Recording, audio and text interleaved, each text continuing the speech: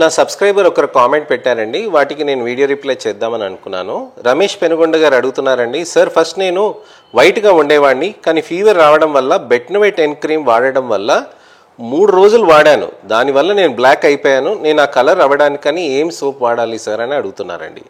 అలానే రమేష్ గారే కాకుండా మర్సి శిరీష గారు కూడా అడుగుతున్నారండి, సార్ నేను చాలా బ్లాక్గా ఉండేదాన్ని, wow naturally glowing night cream అనేది యూస్ చేశాను, చాలా వైట్గా అయ్యాను, 1 ఇయర్ అయినది, ఇప్పుడు మళ్ళీ బ్లాక్ అయిపోతున్నా సార్, ఇంకా ఎక్కువ బ్లాక్ అయిపోతున్నా, ఇది యూస్ చేయటం మానేస్తుంటే ప్రాబ్లం అవుతుంది. ఇలా బ్లాక్ కాకుండా జస్ట్ కనీసం కొంచెం ఫేస్ బ్రైట్గా ఉండేలా క్రీమ్ చెప్పండి సార్, నా క్వశ్చన్కి ఆన్సర్ ఇవ్వండి సార్, ఎవరిని అడగాలో కూడా అర్థం కావట్లేదు అని అడుగుతున్నారండి. నా సబ్స్క్రైబర్ ఇంకొకరు పెట్టారండి, ఇలాంటి అన్ని కామెంట్స్ వస్తున్నాయి, ప్రజల్లో ఇవి తెలియని అపోహతోటి వాళ్ళు అన్ని ఇష్టమున్న క్రీమ్స్ వాడుతున్నారు, అందుకోసమే నేను వీడియో చేస్తున్నానండి.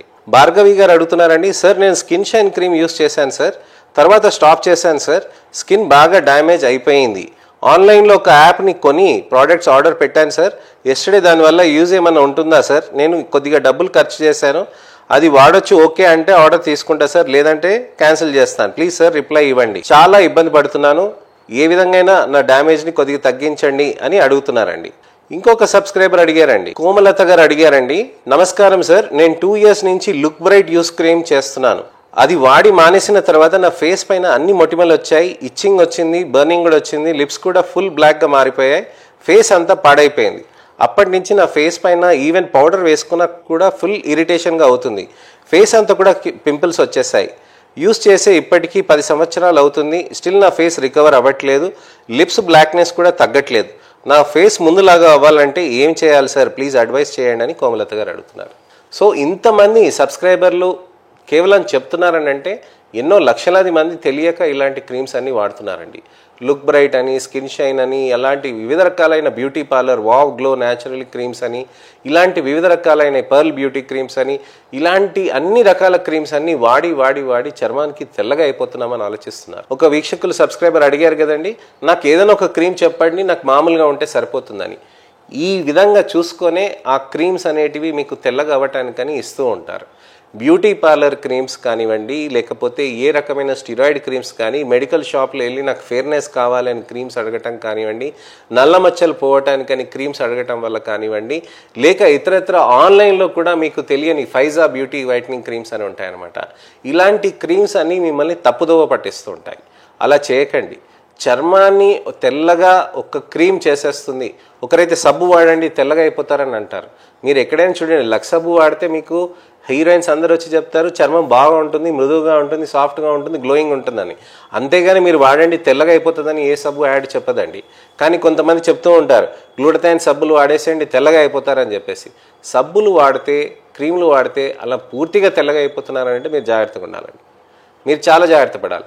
ఎందుకనంటే అది మానేసినాక ఇంతకుముందు ఉన్న చర్మం వరకు వస్తే పర్లేదండి, ఇంకా నల్లగా అవుతుంది అనుకోండి, దానికి ఇబ్బంది పడతారు.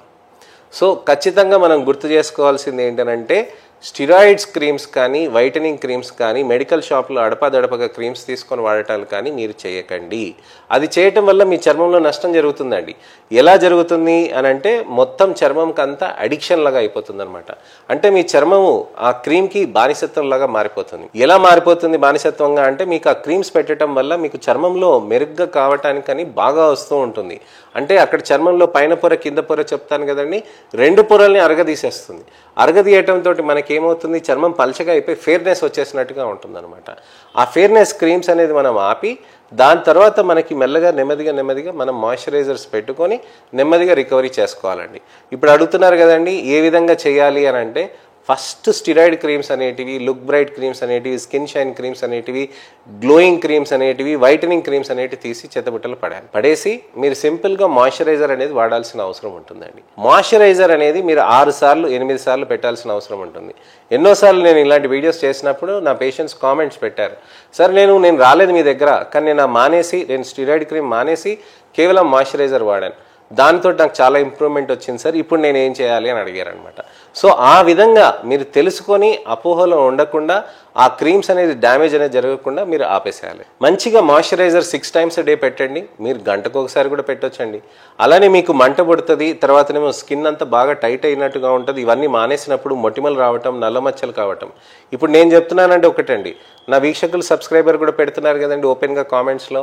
సో మీరు గమనించవచ్చు అనమాట. చాలా మందికి ఇలాంటి ప్రాబ్లమ్స్ అవుతున్నాయి. దానికోసమనే నేను మీకు ఇది చెప్తున్నాను. మరి ప్రభుత్వం ఈ క్రీమ్స్ గురించి ఏం చేయదా, మరి ప్రభుత్వానికి ఏం పట్టదా అని అంటే, ప్రభుత్వం ఎప్పుడో దీన్ని బ్యాన్ చేసిందండి. ఇలాంటి వాటిని మీకు బ్యాన్ చేసి ఈ విధంగా చేయకూడదని చెప్పేసి ఖచ్చితంగా గైడ్ లైన్స్ ఉన్నాయి. కానీ మన భారతదేశంలో గైడ్ లైన్స్ గురించి, లాస్ గురించి అని మనకు తెలుసు కదండి. ఆ ఇబ్బందుల్లో ఉన్నప్పుడు ఫస్ట్ మనం వివేకం అనేది మన దగ్గర నుంచి తెచ్చుకోవాలి. మన నాలెడ్జ్ మనం పెంచుకోవాల్సిన అవసరం ఉంది. అందుకోసమే ఈ అవేర్నెస్ వీడియో. మెడికల్ షాప్లో స్టిరాయిడ్ క్రీమ్స్ కానీ, నల్ల మచ్చలకి గ్లోయింగ్ క్రీమ్స్ కానీ, వైటనింగ్ క్రీమ్స్ కానీ మీరు తీసుకోకూడదు. మీరు మా దగ్గరకు వస్తే మీ చర్మాన్ని మేము చూసి అనలైజ్ చేసి పిగ్మెంటేషన్ ఎంతవరకు ఉంది, అసలు ఏ విధంగా చేస్తారు, దానికి ఏమైనా ప్రొసీజర్స్ ఉంటాయా, ఎలా చేస్తారనే దాని గురించి అని మనం డిస్కస్ చేయొచ్చు. ఎన్నో ప్రొసీజర్స్ చేస్తేనే, ఎన్నో లేజర్స్ చేసి ఏ విధంగా చేస్తేనే కొద్దిగా అంత మంచి రిజల్ట్స్ అనేవి మనకు వస్తాయి అన్నమాట. అలాంటిది ఒక క్రీమ్ పెట్టేసి 120 రూపాయలు 1000 రూపాయలు క్రీమ్ పెట్టేస్తే తెల్లగా అయిపోతారు అని అంటే, దాన్ని బట్టే వీళ్ళని ఇలాంటి క్రీమ్స్ తయారు చేస్తున్నారు. ఆ విధంగా కాదండి. కరెక్ట్ పద్ధతిగా మనం పాటించి దానికితోటి మనం రిజల్ట్స్ తెచ్చుకొని దాన్ని మెయింటైన్ చేయాలి. ఇది లాంగ్ ప్రాసెస్. లాంగ్ ప్రాసెస్కి మీకు లాంగ్ టర్మ్ రిజల్ట్స్ వస్తాయి. అదే మనకి వెరీ క్విక్గా వచ్చింది అనుకోండి, చాలా జాగ్రత్త పడాలి. ఏదైనా కానీ మనం తెచ్చుకున్న రిజల్ట్స్ని మంచిగా మెయింటైన్ చేయడానికని పర్సిస్టెంట్గా నేను మీతో డిస్కస్ చేస్తాను.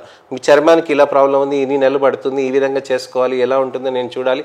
ప్రతి నెల కూడా నేను చూడాల్సిన అవసరం ఉంటుందన్నమాట. సో ఇప్పుడు వీళ్ళకున్న ప్రాబ్లమ్స్లో, నా వీక్షకులు చెప్పిన ప్రాబ్లమ్స్లో ముఖ్యమైనది మీరు క్రీమ్స్ అవి ఇష్టమున్నట్టుగా వాడకండి. దయచేసి అలాంటి క్రీమ్స్ ఏమైనా ఉంటే గనక మీరు పడేసేయండి. మాయిశ్చరైజర్స్ బాగా వాడండి, సన్ స్క్రీన్స్ బాగా వాడండి. అలానే మనకి ముఖ్యమైనది ఏంటంటే ప్రొసీజర్స్ ఏ విధంగా చేసుకోవాలనేది మనం చూసుకోవాలి. స్టిరాయిడ్ క్రీమ్స్ పెట్టినాక మనం ప్రొసీజర్స్ అనేది చేయకూడదండి. స్టిరాయిడ్ క్రీమ్స్ అనేటివి మనం చర్మం పైన, ముఖం పైన పెట్టకూడదండి. మేము ప్రిస్క్రైబ్ చేస్తాం స్టిరాయిడ్ క్రీమ్స్, కానీ మేము చెప్పిన పర్టికులర్ టైం వరకే మీరు యూస్ చేయాలి. అంతకంటే ఎక్కువ యూస్ చేయకూడదు. మేము ఆ విధంగా స్టిరాయిడ్ క్రీమ్స్ని మేము జాగ్రత్త చెప్తాం. అందుకోసమే స్టిరాయిడ్ క్రీమ్స్ అనేటివి చాలా బాగా పనిచేస్తాయి. అలానే మీరు స్టిరాయిడ్ ట్యాబ్లెట్స్ అనుకోండి, మీరు గుర్తు తెచ్చుకుంటే కోవిడ్ అంత ఘోరంగా ఎపిడమిక్ ఉన్నప్పుడు స్టిరాయిడ్ ట్యాబ్లెట్సే ఎన్నో కోట్ల మంది ప్రాణాలను కాపాడిందనమాట. సో ఈ విధంగా, కానీ దాన్ని జాగ్రత్తగా యూస్ చేయాలి. జాగ్రత్తగా యూజ్ చేస్తే ప్రాబ్లమ్స్ రావు. సో మేము చెప్పిన విధంగా చేసుకుంటే మీకు మంచి రిజల్ట్స్ అనేటివి ఉంటాయండి. సో స్కిన్ కేర్ ఒక ఇన్ఫ్లుయెన్సర్ చెప్పినందుకు చేసినందుకు, లేకపోతే ఒకరు ఇన్ఫ్లుయెన్సర్ ఎవరో పెద్దవాళ్ళు ఎవరో చెప్పారు, ఒక యాక్టర్ చెప్పారని చెప్పి మనం ట్రై చేయకూడదు. మనం వచ్చి డర్మటాలజిస్ట్తో కూర్చొని మంచిగా డిస్కస్ చేయొచ్చు. మీరు మా దగ్గరకు వస్తే ఎంతమంది డాక్టర్స్ మీకోసం కష్టపడుతున్నారు అనే దాని గురించి అని మనకు అర్థమవుతుంది అనమాట. సో ఇదండి విషయం. చర్మానికి మనకి ఏ విధంగా జాగ్రత్తలు తీసుకోవాలి, ఎలా చేయాలి అనే దాని గురించి అని నేను మీకు డిస్కస్ చేశానండి. సో ఎటువంటివైనా సందేహాలున్నా, ఎటువంటివైనా ప్రశ్నలున్నా, మీకు ఎటువంటివైనా మిస్కన్సెప్షన్స్, అపోహలున్నా తప్పకుండా మీరు కామెంట్ సెక్షన్లో పెడితే దానికి నేను వీడియో రిప్లై కానీ, టెక్స్ట్ రిప్లై కానీ చేస్తానండి. నాకు సమయం కుదిరినప్పుడు నేను చేస్తాను. నా వీడియోస్ని లైక్ చేసి షేర్ చేస్తారు, నా ఛానల్ సబ్స్క్రైబ్ చేస్తారని ఆశిస్తున్నానండి. అలానే నెక్స్ట్ ఇన్ఫర్మేషనల్ అవేర్నెస్ వీడియోతోటి నేను మళ్ళీ మీ ముందుకు వస్తాను. నేను మీ doctor Raj Kireet, celesty skin laser and hair clinic, Jubilee Hills మరియు కోకాపేట్లో chief and founder dermatologist and hair transplant సర్జన్గా ప్రాక్టీస్ చేస్తున్నానండి. నమస్తే.